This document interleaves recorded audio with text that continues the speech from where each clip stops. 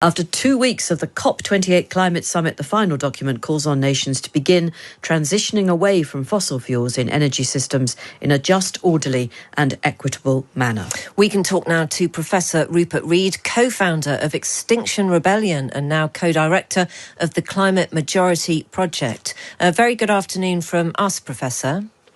Good afternoon.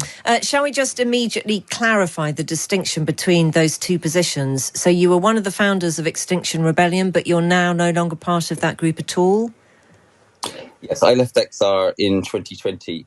As quite a number of former rebels have done, I became convinced that what was actually essential was a much larger mobilization of a much wider cohort of citizens, and that's what the Climate Majority Project that I now lead is all about. So how does the Climate Majority Project react to what has happened at COP28?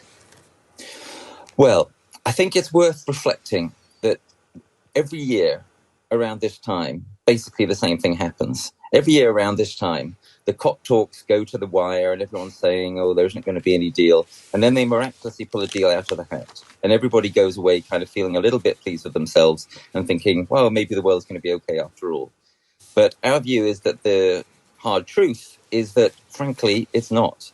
This deal is extremely inadequate on all sorts of measures. For example, crucially, you mentioned in your intro that this is what they're talking about is a transition away from fossil fuels in energy systems. So it's not a phase out of fossil fuels. You remember a few days ago they were saying, oh, maybe we can agree a phase out of fossil fuels. They haven't agreed that. They've agreed a transition away from fossil fuels in energy systems. What does energy systems mean? Well, they don't really define it anywhere, but I can tell you some things it doesn't mean. It doesn't mean, for example, any of the fossil fuels that are used in the production of steel or plastics or chemicals.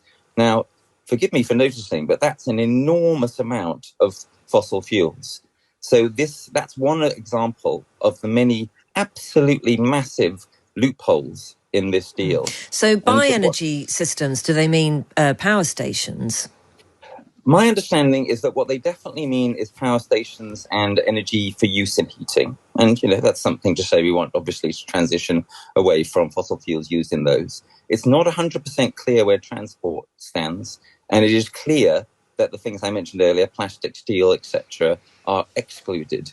There are other massive exclusions. For example, they say that you can continue to use gas as a fuel in the so-called transition period, which could be well beyond 2050. They don't define that clearly.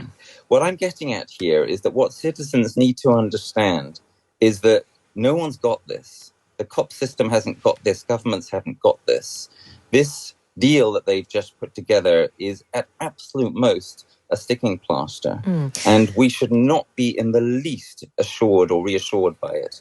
But if it's the very best sticking plaster that anybody could find in the box, isn't that worth, if not celebrating, at least politely applauding? Well, but here's the thing, Fee, that it's dangerous to have people get the impression that somehow we're now on track. We're not even remotely on track. And in terms of what kind of deal there should be, well, look, if you actually want to have a deal that is going to mean something, typically you need to negotiate it, as, for example, happened with the Montreal Protocol that did successfully intervene a generation ago on the ozone hole. You need to have it among a smaller group of actors who can actually get something done. The trouble with the COP system is that every single country in the world has to agree to anything they say. It's no wonder it's an absolute lowest common denominator. Let me put it very bluntly. The COP system was not designed to work.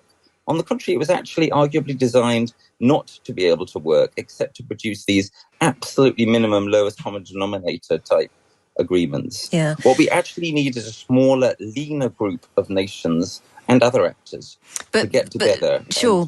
But surely the problem with a smaller, leaner group of actors on the stage is that you would get countries who did have it within their power and their economy to make changes, who would simply be ignored by countries who feel that they don't have that kind of bandwidth available to them. What on earth would be the point of that? Well, what I'm talking about is, you could call it a breakaway strategy. Simon Sharp, the UK diplomat, in his recent superb book, 5 Times Faster, calls for exactly something like this.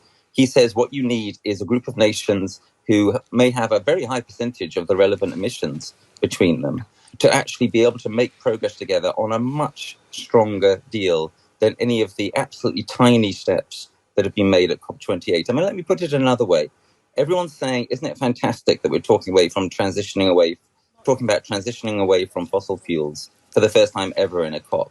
But that should have been agreed in the very first COP. Yeah. I mean, all they've succeeded in doing there is stating the problem. It's so far away from the kind of meaningful progress that you need that, as I say, has been achieved diplomatically in other cases in the past, for example, over the ozone hole. We don't have very much time left, Rupert Read, and I do want to ask you this. If we accept that it's just human nature to be cynical about perhaps being told what to do by people, but it's also human nature to want to believe and to be optimistic and to be hopeful, what is it that individuals today should do? I mean, almost irrespective of what's been decided at COP28, shouldn't we find something in our own personal lives that we can embrace that makes a tiny change? Or should we get very, very angry and climb up a gantry and join Just Stop Oil? So that's a good question. And my answer is between those two alternatives that you posed. What people need to do is to get together and firmly instruct their elected representatives, for example, in the coming general election, firmly instruct those that they work with or work for, because business is a huge part of this, that they are not satisfied with the minimal progress that is being made through the COP system, and that they are determined, that we are determined to take action through our businesses, through our role as citizens, which will push much further than this. Because unless we do so, the future is going to look very grim indeed. This deal is so far away from what we need. What we in the Climate Majority Project say is, come on, everybody, let's see if we can step up and push for something that will be much more meaningful than this. Thank you very much for your time this afternoon. That's Professor Rupert Read, who's co-director of the Climate Majority Project.